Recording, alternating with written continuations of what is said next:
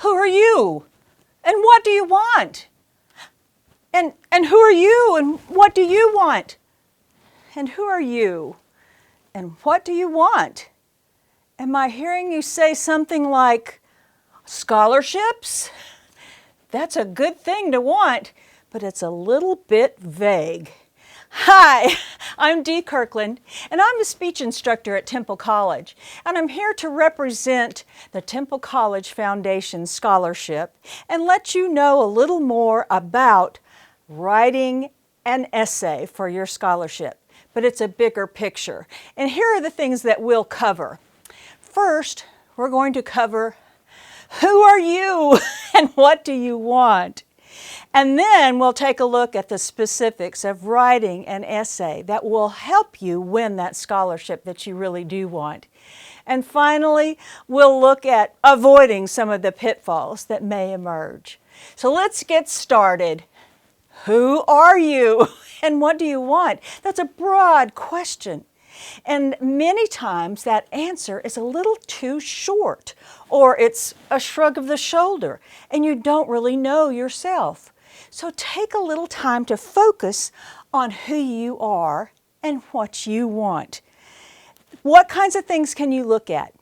Maybe things like personal goals, just wondering who you are and what have you wanted to be in your life.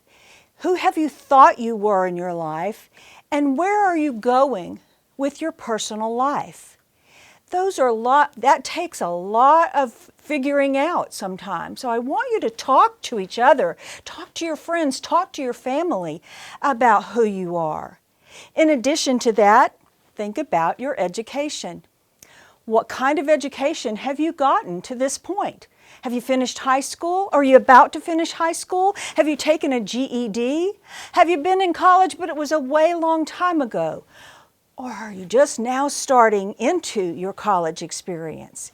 Any way you look at it, you're on a journey, and we want you to let us know about that journey. Along the way, you probably have some professional goals. Maybe your professional goals are in the liberal arts and you want to teach. Maybe they're in the fine arts and you want to act. Could be part of technology that you're interested in. Maybe you're a healthcare provider. You know that's what you want to do. Maybe you want to go into business. There are so many directions to go with your professional goals. Now, as you think about those goals, part of understanding your goals is understanding what motivates you. Where is all this coming from? Who influenced you in your life? And why do you think you would be good at doing that? Well, let's think about what might motivate you in life. Well, certainly people are a part of that motivation. Being able to think about your parents, maybe how they influenced you for the good or maybe to do better. Teachers that you've had way back to elementary school or in junior high, middle school, and into high school. You've got instructors who have probably made a difference in your life. Maybe you were affiliated with some kind of a team and there were people there that motivated you to do the best you could and win something, or at least be as good as you could be. Now, people are so important in motivation, but it's not the only thing. Your life situation, that can be really motivating as well. Because it's really good, you can be motivated. And even if it was a little bit hard or a lot hard, it's something that can motivate you to want something different or want something better. So I challenge you to think about your personal experience with life itself and how that has motivated you. The life situations are not the only thing. You probably need to think about how prepared you are to move forward in education. That idea of educational preparedness is coming from somewhere, and either you feel prepared or maybe you don't feel as prepared as you could be. Either way, it's an honest response to what is motivating you. Now, once you have that analysis, and I talked through it really fast. It's going to take you a little bit longer to discuss who you are and what you want with other people in your life.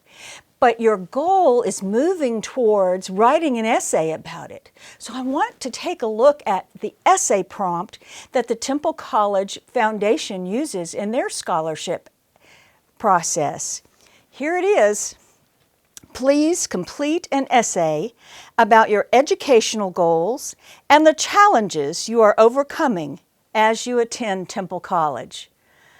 Wow, you don't know all those things right now maybe, but if you've spent a little time figuring out who you are, then you have brainstormed about where you want to go and how you can shrink that into a short essay, a fairly short essay. Now there are other scholarships out there that you might be able to apply for who are wanting you to think through those things too. There is one that all around you, so do some research to find out what those scholarships might be. It's a big package that's out there with regard to knowing who you are and what you want. So pay attention to every little element along the way in this application process. Somebody has written instructions for you that you need to pay attention to. You're going to have to read in college, so don't not read before you get there. Do some research about the instructions of those scholarship processes. And the application itself could be something that's a hard copy that you write on, but more than likely now, it's an online application where you are reading through instructions and filling in information as you go. Doesn't hurt to look ahead at what that application is asking for before you actually start fulfilling what's in it. It may ask you for a proof of eligibility for a particular scholarship, that you may have to be from a certain town or from a certain cultural background or perhaps have a certain major.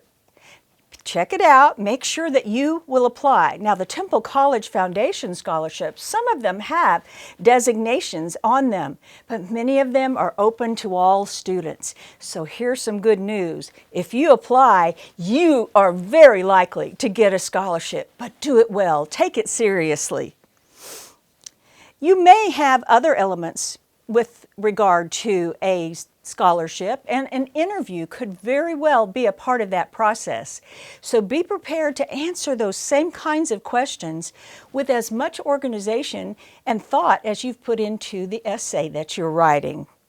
The other requirements could be things like a picture of yourself, or the willingness to write a thank you note, or attend some kind of a meeting. So be prepared to do those things along the way. And oh, don't forget to meet the deadlines.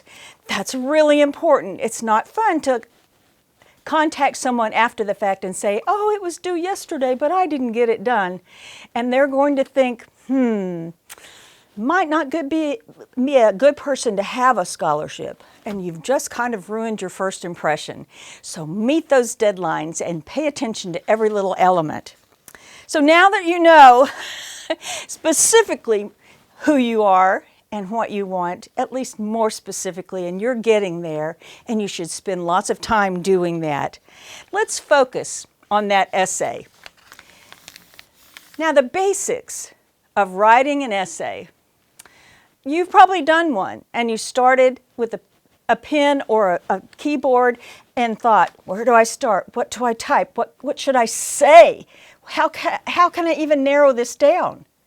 One thing is to look back at the prompt for your essay and realize what the big picture is. If you've done some brainstorming ahead of time and you have some possibilities for that idea, man, you can really write a good essay that's focused and reflective of who you are and what you want.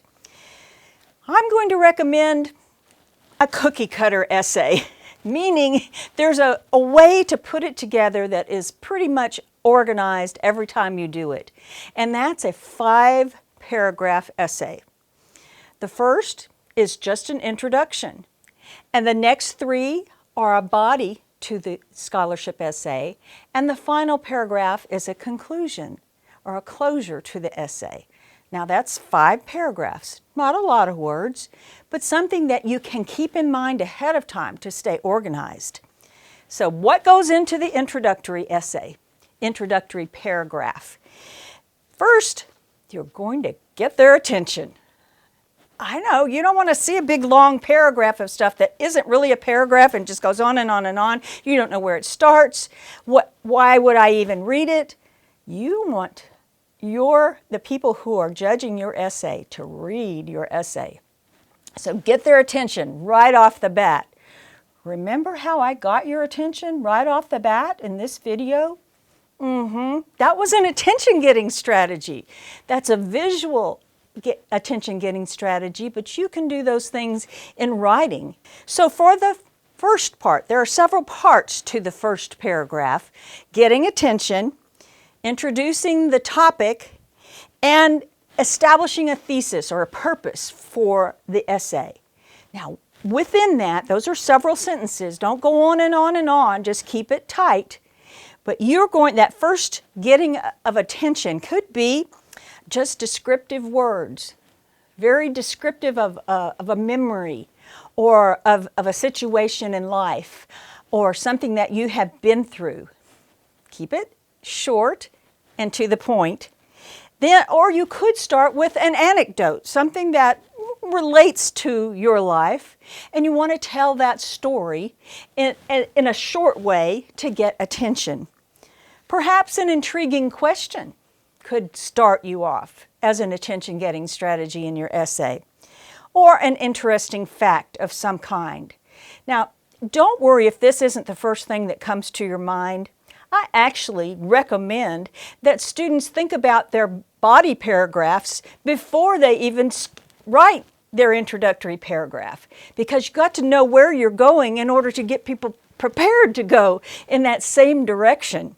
So put this a hold on the introductory paragraph and come back to it, but just so you know what's in it. We're aiming for an attention-getting strategy and then a clear introduction of who you are and why you're writing. Now, an essay may ask you to not use your name in the essay, so be careful to adhere to that instruction if that is the case. But you could describe yourself and then clarify, what are you asking for? Why are you writing this essay? Because you want a scholarship, because you would like to earn a scholarship by telling a portion of your life or telling about your educational goals and how they relate to the experiences that you have had at Temple College, or whatever prompt another organization is asking you for. So be prepared for that. Now, that's an introduction. Now to the most important part of your speech. Sorry, I'm a speech teacher. This is an essay that you're writing, but you are actually putting together an essay that would be very similar to a speech that you could give. The body paragraphs. Now, there are 3, and they do basically the same thing. The last part of your introductory paragraph should be a preview of those 3 paragraphs, kind of indicate what each paragraph is going to be about in a very brief way. And then when you start into the body of the essay, then you will use a transition kind of a phrase to get you into that particular topic area, and then support it with stories, evidence, description. All of those things can support your main paragraphs. You can tell more stories. You can give more explanations in those paragraphs. Again, though, keep it fairly brief. Don't get carried away. This is an essay, not a dissertation, a really long kind of thing. Keep it focused. But each paragraph will follow a kind of logical progression. And the last sentence that you use in each paragraph should be sort of a transition that moves from what you've just said into what you are about to say. So you're fulfilling one of the topic areas, moving smoothly to the next topic area, and start the new paragraph at that point. Now, with that new paragraph, you're doing the same thing, only about the new topic. And then the same thing happens in the third paragraph. This could take some writing and rewriting, but think about the picture, the whole picture. You may be scratching things out or deleting things as you go, but that's part of the process. Don't be afraid to let that happen. Now, once you have the 3 paragraphs that are the body of your speech, your final paragraph is just a concluding paragraph. There's not a lot of new information there. You're basically summing up what you have just said in a very brief way, and then establishing that you want to fulfill the purpose. Call for action. Ask for the scholarship.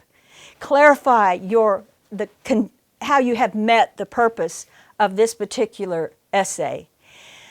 Now you have 5 paragraphs, and again, I talked through it very fast. It's going to take you much longer to work through the process. And when you're thinking about how long it takes, think about how early you have to start. And that's an important aspect to keep in your mind. Now, once you at least have an outline down and the beginnings of your essay, it's time to start editing that essay. Now, what does that mean? And how do you get that done? Well, there's a whole list that you can go through. Here they are quickly, and then we'll look at them again. Check the grammar. Check the spelling. Check paragraph style. Check punctuations. Read it out loud. Let someone else read it. And rewrite as needed. Now, that's a lot to put on you. And it does take a little bit of help from the outside. Don't be afraid to ask other people to help you through this process of proofreading your own essay. You may have a composition instructor who would be willing to help you do that and point out a few things that you could improve. There may be a place where you can submit an essay for feedback from someone online that is willing to do that for you, sometimes for free, sometimes for a fee. Don't overpay for those things. Make sure it balances out with the scholarship that you might be receiving.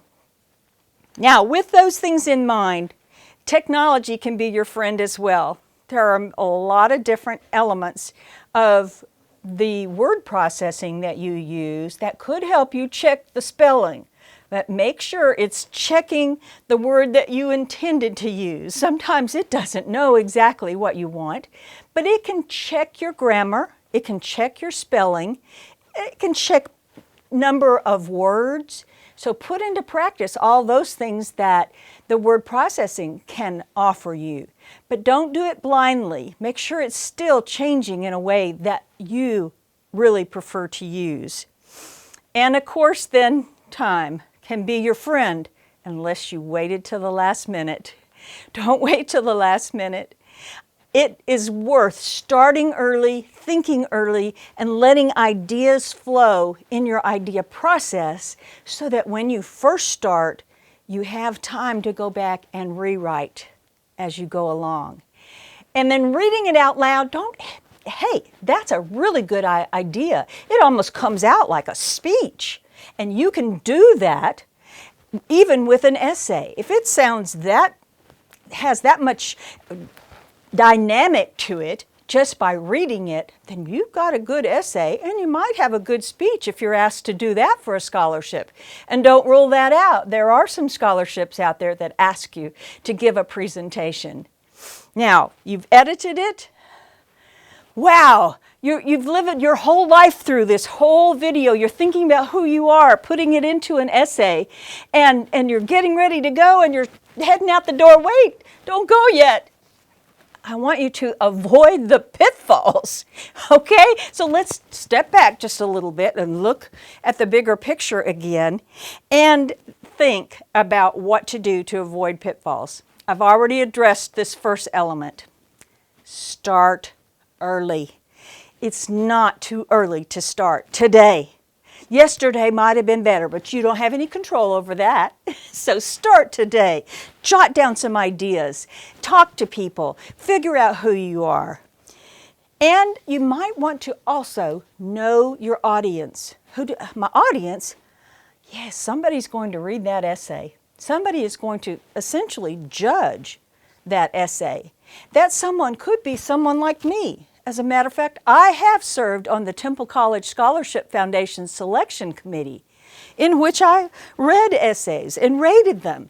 So I have a perspective of someone who would be looking at your essays. Now, I don't do it anymore because I'm helping you now, and I have to essentially, recuse myself, take myself out of the picture, because I want everybody that I helped to get a scholarship. I still want you to help, but you are going to be able to think about your audience members. These are people who are probably older than you are. They're probably more educated, more experienced, and they know what's going on in the world and who deserves what kind of thing. Don't take that for granted. Speak right to those people. Try to get a feeling of who those people are. If you start to meet a few of those people in your life, talk to them about your essay and what would impress them. And writing for an audience is actually very helpful as you put it together.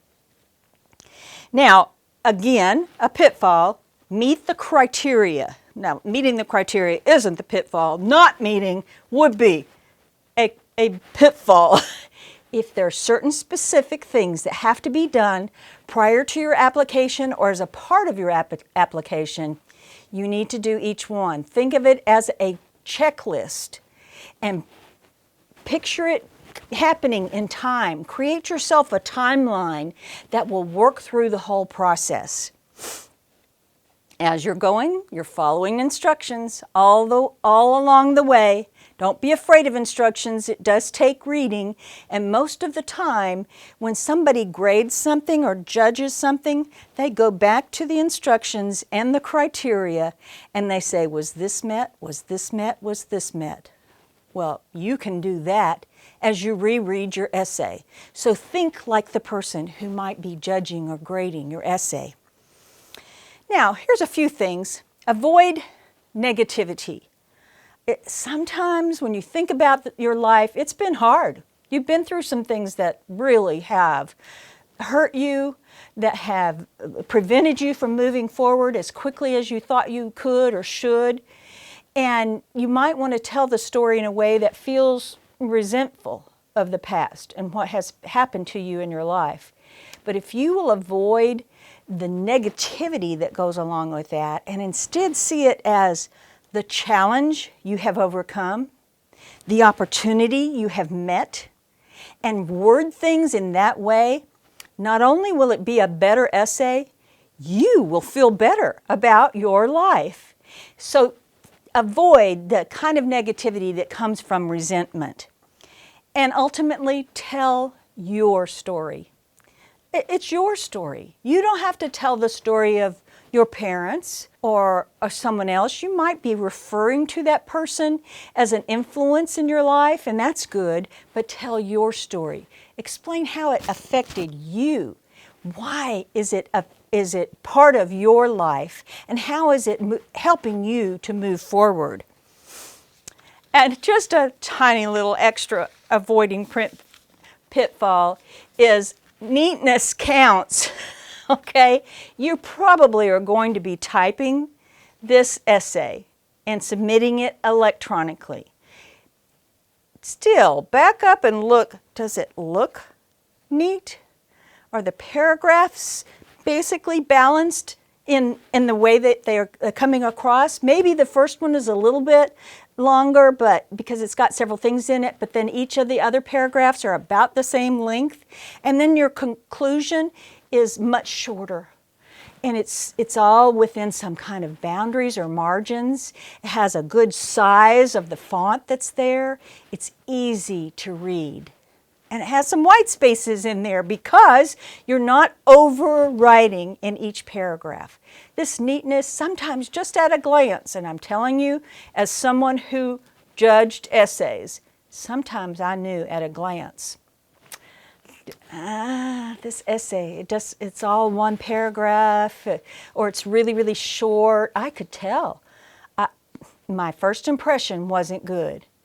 And so I didn't give it as high a marks as the essays that looked good at the very beginning. Just telling you the insight of someone who has influence. So take my word for it. Avoiding pitfalls is really a necessary thing. Now, big picture. We've looked at who are you and what do you want? This is about you. It's not selfish about you, but it needs to be coming from who you are and reflecting your true identity of yourself and where you want to go and how education can help to get you there. And that there is an opportunity for you to search for lots of scholarships, but many of them are still going to boil down to who are you and what do you want. And then writing that essay, you want it to be organized. You want it to be easy to read. Following the 5-paragraph format can get you there. And then ultimately, avoid the pitfalls. You want to make sure that you aren't falling into any of those. When you know ahead of time, I should start early, I should proofread, I should check all these things for accuracy. And then you've got a big package to submit. And it reflects you, it's organized, it's easy to read, it's met all the criteria. And ultimately, I want to leave you with this, that whenever you receive something, it's always appropriate to thank the people who gave it to you, showing appreciation. Even beforehand, the appreciation for the opportunity to apply for a scholarship is important. And then especially if you did get a scholarship, it makes sense for you to thank the other people, the people who have made that possible for you, the donors, the committees, the institution that has made that possible. And then the big picture, way down the line, once you have started to really establish who you are, you got a scholarship, it carried you through, you found the job that you wanted, you majored in what you wanted to do, and it got you to the job, and you're there in that job and you're making money. You're making a salary. You're having a good life. At that point, as you're having your good life, take the opportunity to pay it forward. If you ever get the opportunity to donate money towards a scholarship fund or encourage students who are applying for scholarships, you be that person that does that. Go forth, get a scholarship, pay it forward.